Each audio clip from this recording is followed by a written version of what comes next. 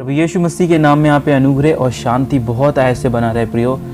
आज का वचन जॉन चैप्टर 15 वर्स 1 to 4 रहेगा और हम वर्स बाय वर्स जाएंगे और देखेंगे परमेश्वर का वचन हमें क्या सिखाता है। तो वर्स 1 से मैं पढ़ना शुरू करता हूँ। लिखा है, सच्ची दाखलता मैं हूँ और मेरा पिता किसान है। जो डाली मुझ में है और नहीं फलती वह उसे काट डालता है, और जो फलती है उसे वह छांटता है ताकि और फले। तो पहली आयत में यीशु अपने आप को एक सच्ची दाखलता बताते हैं और अपने पिता को वाइन ड्रेसर बताते हैं जो उस दाखलता की देखभाल करता है। और डालियाँ का जो मकसद है वो ये दर्शाना है कि वो डाली हम हैं जो यीशु में लगे हुए हैं। तो जो उनमें लग कर फल नहीं लाता वो डाली काट डाली जाती है, पिता उसको हटा देता है। परंतु जो फल लाती है उसको पिता और छांटता है ताकि वो और फल लाए। जैसे कि हम खुद अपने जीवन में रोज़मर्रा में करते हैं कि जो चीज़ें हमारे लिए यूज़फुल हैं उनको हम मेंटेन करते हैं, उनकी सफाई करके, उनकी सर्विसिंग करके, ताकि हम उन्हें लॉन्ग टर्म तक क्या कर सकें, यूज़ कर सकें। लेकिन जो चीज़ें यूज़लेस होती हैं उनको हम हटा देते हैं जो काम की नहीं है। वैसे ही परमेश्वर भी यहाँ पर करने की बात कर रहे हैं। तीसरे वचन को पढ़ते हैं। तुम तो उस वचन के कारण जो मैंने तुमसे कहा है शुद्ध हो। यहाँ पर यीशु बता रहे हैं कि परमेश्वर का वचन क्या करता है, हमें क्लेंज करता है। अगर हम भजन संहिता 119 और उसकी वर्स 9 पढ़ेंगे तो वहाँ लिखा है, जवान अपनी चाल को किस उपाय से शुद्ध रखे, तेरे वचन के अनुसार सावधान रहने से। तो एक जवान अपनी चाल को कैसे शुद्ध कर सकता है, परमेश्वर के वचन के अनुसार सावधान रहने से। और यही यीशु मसीह बोल रहे हैं कि जो वचन मैंने तुमसे कहे उनके कारण तुम शुद्ध हो। तो याद रखना, अगर शुद्धता चाहिए लाइफ में तो यीशु मसीह के वचन को क्या करना है, ग्रहण करते जाना है अपने अंदर बहुत ज़्यादा। वचन 4 पढ़ते हैं। तुम मुझ में बने रहो और मैं तुम में। जैसे डाली यदि दाखलता में बनी ना रहे तो अपने आप से नहीं फल सकती, वैसे ही तुम भी यदि मुझ में बने ना रहो तो नहीं फल सकते। तो यहाँ पर यीशु मसीह ने फलों की बात की है कि भाई अगर फल लाना है तो हमें प्रभु में बने रहना है। जैसे अगर किसी डाली को फल लाना है तो उसको पेड़ में बने रहना है। सबसे पहली चीज़ तो ये जानना है कि यीशु यहाँ पर किस प्रकार के फल की बात कर रहे हैं, क्योंकि यीशु मसीह ने यहाँ पर जो उदाहरण दिया वो एक दाखलता का दिया है, एक पेड़ का दिया है। तो हमें समझना है कि एक पेड़ जो है वो कैसे फल को लेकर के आता है।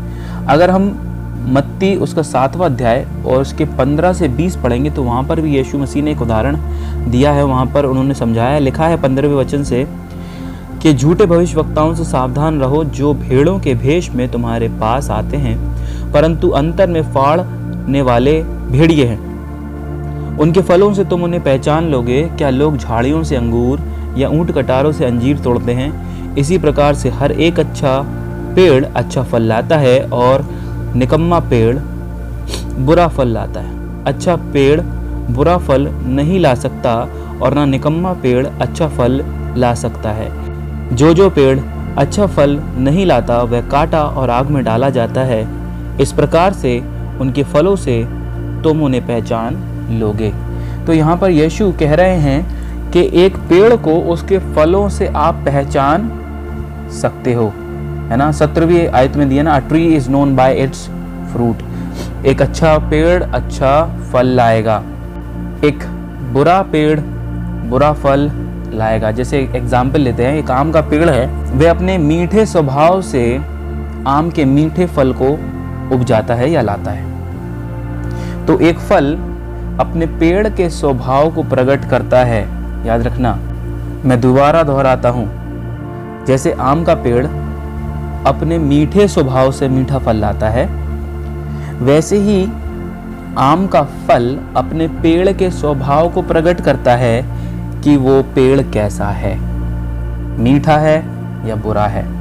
तो हमें इससे यह समझना है कि हमें कैसा फल लाना है, वो फल जो अपने पेड़ यानी यीशु के स्वभाव को प्रकट करे। मैं फिर बोलता हूँ, वो फल जो अपने पेड़ यानी यीशु के स्वभाव को प्रकट करेगा। यीशु का स्वभाव क्या है?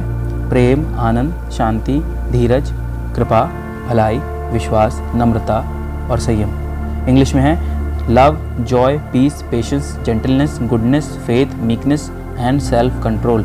अगर आपको जानना है ये तो ये गलेशियंस चैप्टर 5 वर्स 22 में आपको मिल जाएगा। यीशु यहाँ पर इस प्रकार के फल की बात कर रहे हैं। यीशु यहाँ पर चाह रहे हैं कि हम उनके स्वभाव को लोगों के बीच प्रकट करें, यही वो फल है। कई लोग आपसे कह सकते हैं नहीं, यहाँ यीशु आत्माओं के फल की बात कर रहे हैं। नहीं, यहाँ पर आत्माओं के फल की बिल्कुल बात नहीं हो रही। अगर आप मत्ती रचित सुसमाचार उसका 5वां अध्याय और उसके 16वें वचन को पढ़ेंगे तो वहाँ पर कुछ इस प्रकार लिखा है, उसी प्रकार तुम्हारा उजियाला मनुष्यों के सामने चमके कि वो तुम्हारे भले कामों को देखकर तुम्हारे पिता की जो स्वर्ग में है बड़ाई करें। That they may see your good works and glorify your Father in heaven। और अगर हम जॉन चैप्टर 15 वर्स 8 पढ़ें तो वहाँ लिखा है, मेरे पिता की महिमा इसी से होती है कि तुम बहुत सा फल लाओ, तभी तुम मेरे चेले ठहरोगे। लिखा है, By this my Father is glorified that you bear much fruit and so prove to be my disciple। दोनों जगह ग्लोरिफिकेशन हो रहा है। एक जगह यीशु कह रहे हैं तुम्हारे भले कामों को देखकर पिता की जो स्वर्ग में है महिमा करें, पढ़ाई करें, ठीक है। और यहाँ पर भी यीशु बोल रहे हैं मेरे पिता की महिमा इससे हो रही है कि तुम बहुत सा फल लाओ। तो दोनों जगह महिमा हो रही है, एक हो रही है भले कामों से और एक हो रही है फल से।